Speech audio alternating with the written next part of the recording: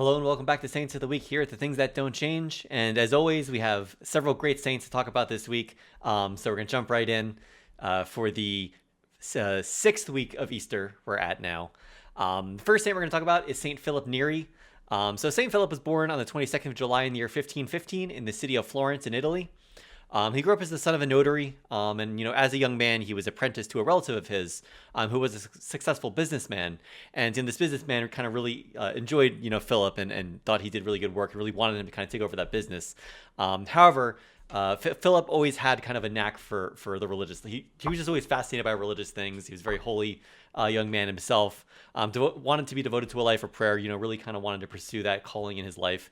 So he actually separated himself kind of from his family to kind of go off and pursue his own pursuits. And this landed him in Rome. Now, he spent many years in Rome as just a layman, studying and writing. He spent 3 years especially learning from the theology from the Augustinians. And at this point in history, Rome was a very corrupt city. This is the 16th century, so early days of the Protestant Reformation. The Renaissance period is very much kind of infected a lot of the church and a lot of culture kind of around this time with its excesses. So Saint Philip just felt very passionate about preaching just deep spirituality, a deep piety, and just kind of. This message of kind of getting back to the basics of the faith, and kind of getting away from some of the excesses, of course, of the immoralities of this period, and turning attention back to Christ. And this message of his gains him actually a lot of following, both amongst laity and also amongst a lot of the cardinals who were in Rome. This was around the time of the Counter-Reformation. The Council of Trent, which started in 1545, went to 1563. St. Philip was around for that exact period. So you had a lot of different cardinals and churchmen and laity alike from all over kind of the Catholic world coming to Rome for this great council. So a lot of them were just very impressed with him. He started an apostolate of sorts, to kind of preach his message, which gained him a lot of popularity. And his confessor around this time actually urged him to kind of pursue the priesthood, which up until that point, like I said, he'd just been a layman, but he decided that sounded like a good idea. So he did actually become a priest. And once he, was a priest, became kind of a good confessor in his own right. Just known for his great charity and great levity. He's reported to have had a really good sense of humor. And also, like I said, just being a very good confessor.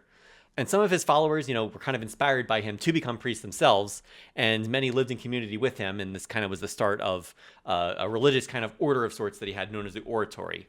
And these priests living in community with him, they'd go through daily talks, and just celebrate mass and have hymns and prayers and these sorts of things. The great Renaissance composer Giovanni Palestrina was actually one of his followers and kind of composed music for the church, both kind of on a broader level, but also specifically for these different services that Saint Philip through his oratory. So he just became a much sought after voice during this Counter-Reformation period, to kind of remind the church where it came from, and what we're trying to strive to. Saint Philip died on the night of the Feast of Corpus Christi, so the night of May 25th to 26th in 1595. He was beatified by Pope Paul V in 1615, and then he was canonized by Pope Gregory XV in 1622. And as I said, his feast day is on May 26th. The next saint we have is Saint Augustine of Canterbury. So not the more well-known Saint Augustine of Hippo, who wrote the Confessions and lived in the 4th century. This is Saint Augustine of Canterbury, the apostle to England, who lived in the 6th century. So, as I said, Saint Augustine was born sometime in the early 6th century. I'm not sure exactly when he was born, but sometime around 500 to 550, somewhere in that range. He was most likely from an upper-class Roman family.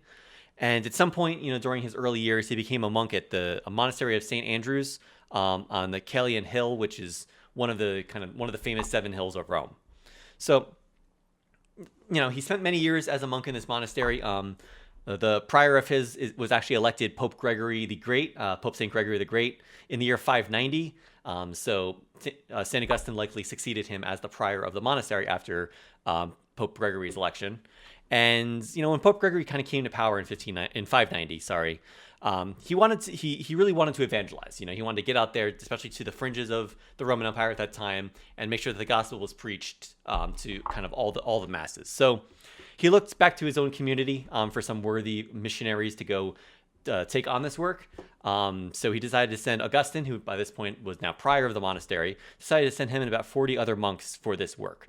And the focus for this journey was on Roman England, which at this point kind of was a mix between the original Roman Britons and then also the Anglo-Saxons, the kind of the barbarian tribes who kind of migrated their way into Britain around this time as the Roman Empire was starting to very much lose control over this area. So they set out around the year 596 to England, and they originally arrived in Kent, which is in southeastern England. And at this point, Kent was ruled by a ruler named King Ethelbert, who himself was an Anglo-Saxon pagan. However, he had married a Christian woman named Bertha, so he did have some familiarity with the faith. Ethelbert, was received them with very open arms. He was very gracious and excited to see them, interested to hear what they had to say. And Augustine and the monks took up residence, in Canterbury, which, as we know now, is kind of the seat of the Archbishop of Canterbury, which at this point in time is the head of the Church of England. But at this time, it was a very, very small area. So Augustine kind of set up his base there. And King Ethelbert was actually himself baptized a year after they arrived in the year 597 on the Feast of Pentecost. So at this point, now kind of the king of that area had become a Christian himself. Augustine became consecrated. Augustine himself was consecrated a bishop in France around the same time, and he returned to Canterbury to kind of make that his bishopric, right, his see. So he built the first church at the site, which now holds the current cathedral. Current cathedral didn't come around until like the 1070s, I believe, but the small little church that they built there was kind of the main parish church of that area from that time. And eventually Augustine oversaw the establishment of other sees, other bishoprics in London and also in Rochester in England. And, as he worked to kind of convert and preach to the locals, to the Anglo-Saxon pagans, they met, of course, a lot of roadblocks, kind of attempts to reconcile the Anglo-Saxon Christians, who had converted with the Britain Christians, were the more indigenous tribes who weren't from the same Anglo-Saxon background. Of course, there's a lot of bad blood there. There's a lot of Celtic paganism in the Britain communities that would crop up. And of course, the Anglo-Saxons coming from their backgrounds, and their prior religions, this all kind of clashed. You throw Christianity on top of that, so a very complicated situation that the monks were trying to work through. But they nevertheless, Augustine and his group tried their best to continue to minister. They followed the instructions of Pope Gregory, which was actually to avoid destroying any pagan temples, and instead focusing on purifying them. So kind of baptizing them, making them Christian churches instead of pagan temples, which, and also including letting their rites and festivals be transformed to be in harmony with Christianity instead of just kind of eradicating them outright, which, in many ways was kind of a revolutionary idea for the time. It was more common to kind of just destroy the pagan temples outright. But Pope Gregory kind of wanted to bring a bit more of a diplomatic approach to the conversions in this case. So St. Augustine died around the year 604, 605, so only a few years really after he arrived in England. So he didn't quite get to see the full fruit of his success. Like I said, he was having a lot of troubles with the different groups kind of coming into agreement. However, his legacy, as we can see now, eventually did bear fruit. And of course, Christian England for many centuries has been very, very vibrant and dedicated to the faith. And his feast day is on May 27th. Now, the next saint we have is probably the most recent saint we've talked about so far, and that being Pope St. Paul VI. Pope St. Paul VI was born on the 26th of September in the year 1897. His birth name was Giovanni Battista Enrico Antonio Maria Montini. Very long Italian name. So Giovanni Montini was born in a town called Concesio, which is in the province of Brescia, which is in the region of Lombardy, which is in Italy. Giovanni was educated by the Jesuits and eventually entered seminary in the year 1916 and was ordained on the 29th of May in the year 1920. And in his early years as a priesthood, Giovanni Montini earned a doctorate in canon law. He worked for the Secretariat of State in the Vatican, starting right at 1922 at the age 25. Kind of worked for many years kind of in the diplomatic services of the Vatican, spent some time in Poland as the nuncio there. And it's during some of these experiences, that he kind of took notice of some of the fierce nationalistic anti-foreigner tensions that were starting to kind of brew in Europe around that time. In 1925, he returned to Rome and became part of the Roman Curia. And during this time, he worked very closely with then Cardinal Eugenio Pacelli, who actually was later elected Pope Pius XII. So very close friends with Pius XII, both before and after he became Pope. During World War II, Giovanni Montini was one of the key players in the Vatican Secretariat of State, just doing a lot of work to try to receive the letters that were coming to the Vatican and making sure that replies were kind of sent out to them. He saw the creation of an office that kind of helped track prisoners of war and also refugees, making sure that requests for making sure that, requests for assistance or requests to kind of, find people who may or may not have been prisoners of war or, fleeing oppressive governments or stuff like that, making sure that requests made it to the Vatican and also the responses were getting out. So trying to help facilitate communications between these different groups of refugees and prisoners of war and people trying to locate them and figure out what was going on with them. So did a lot of work with that. This office produced over 11 million replies over the course of the war. Predictably so, Benito Mussolini's government was not necessarily a fan of this, and we're kind of getting upset with him for, quote, getting too involved in politics. However, after the war, he continued to work at the Vatican. In the year 1954, after the death of Cardinal Alfredo Ildefonso Schuster, who was Archbishop of Milan, somebody needed to fill that vacant position. So Pope Pius XII nominated, now Archbishop Montini to kind of become the new Archbishop of Milan. And during this time, Montini tried to spend a lot of his early days working to solve a lot of the lingering labor issues that were going on in Milan around that time. Also spoke to many unions trying to reconcile some of the different warring factions in those circles. He built over 100 new churches in his diocese around that time. And also was offered the cardinalate in 1952, however, originally refused it.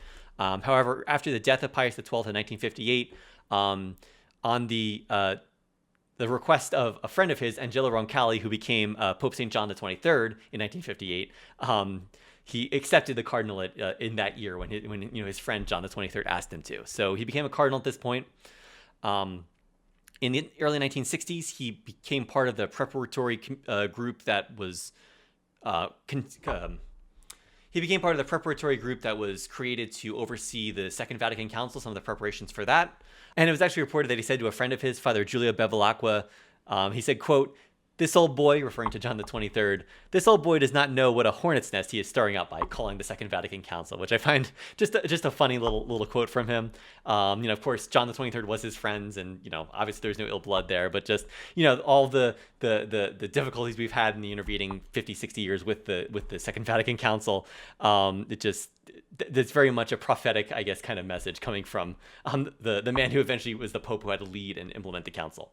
The council started in 1962. However, in the next year, 1963, Pope John the 23rd passed away. So there was a new papal. So the council was put on hold for a bit. There was a new papal conclave held, and Cardinal Montini was actually the favorite for that conclave, and he did end up getting elected Pope in that year.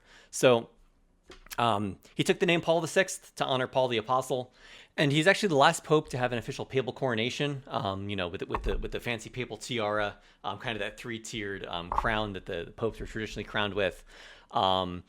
He's the one who actually made the decision to discontinue that tradition, and all the popes since then have followed through with that. From Pope John Paul I, John Paul II, to Benedict XVI, to Pope Francis, and of course now to Pope Leo XIV. He actually sold the papal tiara that was used for his coronation to a charitable organization. The proceeds were donated to charity, and then the tiara itself ended up getting donated to the Basilica of the National Shrine of the Immaculate Conception in Washington, D.C. So now Pope Paul VI, he continued Vatican II, which ended in the year 1965. And, he tried his best to kind of reach out to the world, through, ecumenism and kind of other documents and things that he released, encyclicals and whatnot. He made some strides to talk to the Eastern Orthodox, including the famous meeting he had with the ecumenical patriarch Athenagoras, where they officially rescinded the mutual communications of 1054. In 1054, the East excommunicated the West, and the West excommunicated the East. So finally, the two patriarchs came together in 1964 and kind of rescinded that event. Also, he issued a joint statement clarifying the points of some of the early contentions between Catholics and the Coptics, which dated back to some of the early councils. So that kind of helped.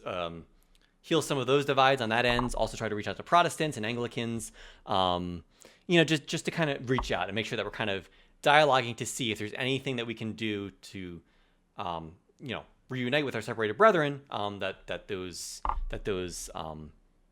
paths of communication are kept open. So one of the things he's most famous for, Paul VI, is in the year 1968, he promulgated the encyclical Humanae Vitae, which really fantastic document against birth control, about the upholding the church's teaching on marriage, on family, on the sanctity of life. It was a very unpopular, especially in that time, very unpopular encyclical, especially from the more liberal-minded wing of the church. And this actually went against the leanings of the Pontifical Commission on Birth Control. So I believe under John the 23rd, this kind of group of lay theologians and thinkers and philosophers was called, known as the Pontifical Commission on Birth Control. Birth control was kind of a hot button issue in the 60s. So so the Pope just kind of convened a council to kind of investigate those questions, investigate the teachings of the church, and see is there any way in which this might be permissible in some circumstances. Again, not that this group would have any kind of doctrinal authority. I mean, it was just an advisory group that could then give its opinion to the Pope. So they started under John the 23rd. Pope Paul VI continued it. He even added some new members to this group. And eventually the leanings of this Pontifical Commission came out saying, there might be cases where birth control is okay. But then Humanae Vitae came out, and Paul VI completely rejected that opinion. And the church is teaching up until today and continuing. John Paul II was very clear himself on this, and several decades later, that birth control and contraception goes against the sanctity of life and goes against Catholic teaching. So after Humanae Vitae, Pope Paul VI pontificate became a bit more muted. Some say that the backlash he got from that kind of scared him off being kind of out in the open more. Some say his health started to get the better of him. Who really knows? But the latter years of his pontificate were a bit quieter. However, he did make cardinals of several future popes, including Albino Luciani, who became Pope John Paul I, Karl Wojtyła, who became Pope John Paul II, and Joseph Ratzinger, who became Pope Benedict XVI. Pope Paul VI died on the 6th of August in the year 1978 at Castel Gandolfo. He was beatified on the 19th of October in 2014 by Pope Francis, and then also canonized by Pope Francis on the 14th of October in the year 2018. And we celebrate his feast day on May 29th. Now, there are also two other feasts that we're celebrating. Don't necessarily need to go into a whole explanation about them. They're very familiar, come straight from the pages of the Bible.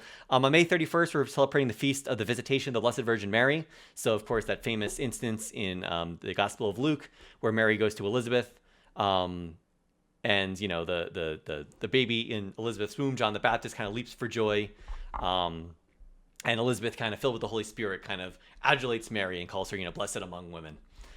So that feast is on May 31st. And then also, and this feast could possibly be on 2 days, depending on where your diocese is.